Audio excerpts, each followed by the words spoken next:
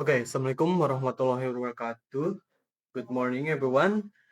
So, my name is Adam Bastian Chaniago from TI24I. Today, we will discuss a fundamental concept that serves a backbone for nearly all modern, large-scale applications, distributed objects. We often wonder, how can a massive e-commerce platform manage millions of users, product catalogs, payment process, and logistic simultaneously without a total system failure? How? The answer is lies in a architectural shift from the monolithic approach to microservice. In the past, our application functions were built into a single giant block. This was simple to start with, but became incredibly difficult to manage and scale as the applications grew. If one small concept file, an entry application cloud crash. So today the approach is a breakdown the application into smaller independent service or a microservice. There's a dedicated team for user management, another for product, and so on. The question is, how do these services, which run on different service communications with other efficiency and in a structured manner?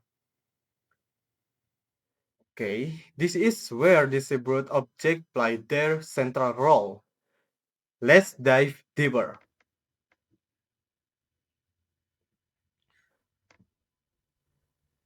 Academically, a distributed object is a software object with components designed on different computer systems across a network.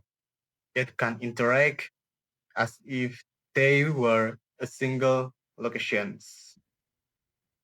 Simply put, it's a mechanism that allows a program that client to perform a remote method innovation on an object that exists on another server. The client doesn't need to know the complex detail of the server's network location or application, or operating system. All of this complexity in abstract away by a middleware layer. Okay, this middleware acts an intermediary on the client side. There is a component called a stub, and on the server side, a selection the stub package the client request sends it over the network, and the skeleton on the server side unpack it and forwards it to the actual object. The result is then sent back through the same process. This entire produce make communication between system feel just like a local function call. Okay, the implementation of distributed object provide two highly significant strategies and funds. Scalability. The first is scalability. Because it serves as independent, we can scale up capacity only for the service to need it, for instance, during a major sales event, traffic to the product service and payment service. Will source, we can add server score exclusive for those to service without altering the user service, which might not be under the same heavy load. This is known as horizontal scaling, and it is extremely cost efficient. Second, interoperability.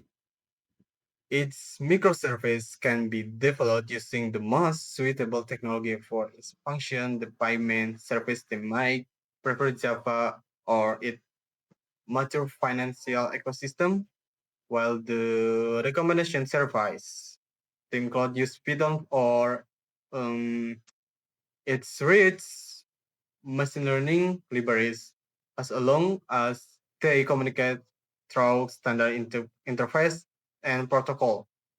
These technological differences are not a problem, so this allows heterogeneous systems to work together harmoniously. Okay, let's take a scenario from our segment, microservice based e-commerce application in the cloud. Okay, imagine a user checkout process. The shopping cart surface after the user click checkout will invoke a method on the user surface to validate the user's address and data. Okay, next, it calls the product catalog service to confirm stock availability and to log the item. After that, they interact with the payment service to process the transaction. The distribute object here called a payment request containing the order details. So if the payment is successful, the payment service sends a notification back, and finally the order service creates a new order record and calls the shipping service. So every arrow in the architectural diagram represents a remote method. Okay, a remote method calls between distributed objects. Everything in a coordinate seamlessly in the cloud. Of course, this communication requires soil technology and protocol. Let's review some of the most influential ones. First, CORBA, Common Object Request Broker Architecture. CORBA was one of the pioneers. Its main strength is its language natural interface definition language, or we can call EDL. This enables true interoperability between Java, C++, Python, and more. However, Cobra is a noun for being quite complex to implement, and its use in new web application is now rare. It's now rare. So the second is Java RMI. R for remote, M for method, and I for infection. RMI is a specifically solution from the Java ecosystem. It's very easy to use. Is your entire system is built with Java. This stub and scalation process are rarely handled automatically. Its weakness is clear. It is homogeneous and not designed to communicate with not with non-Java system. Okay, web service, SOAP, and REST. These are the the de facto standards in the modern era. Both use HTTP as their transport protocol, making them very friendly to existing internet infrastructure. Swap simple object across protocol.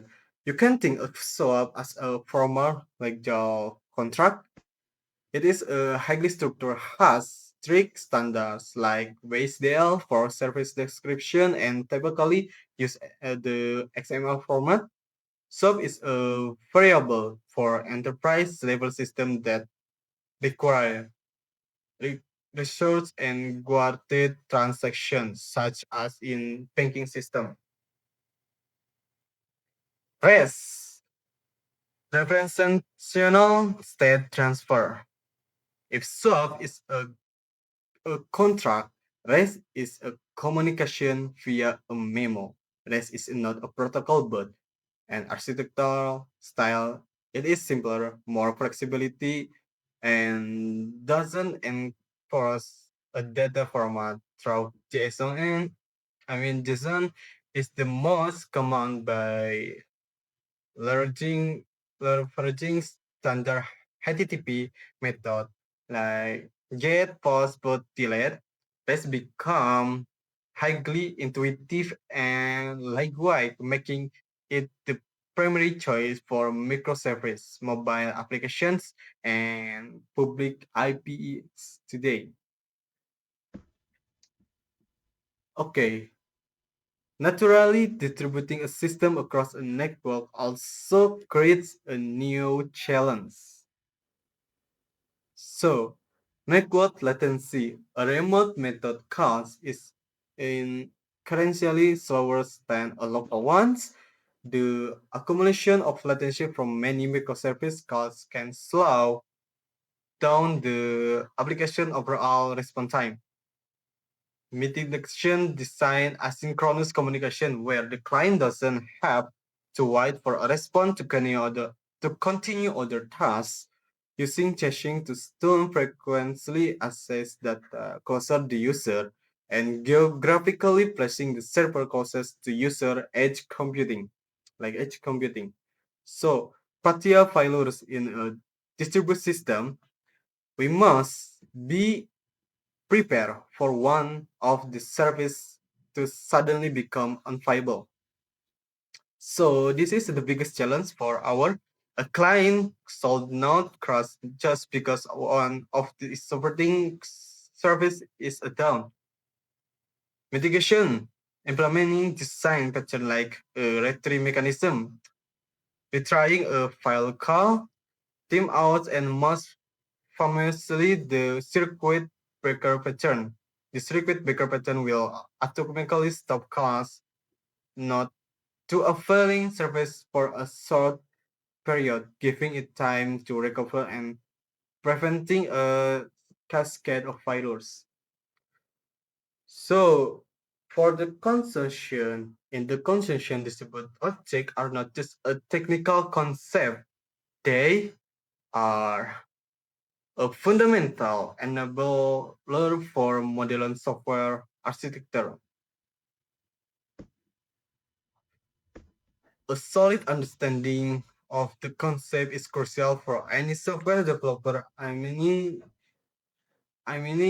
to build robust, flexible, and scalable application in the cloud era. This concludes my presentation. Thank you for your time and attention. Bye bye.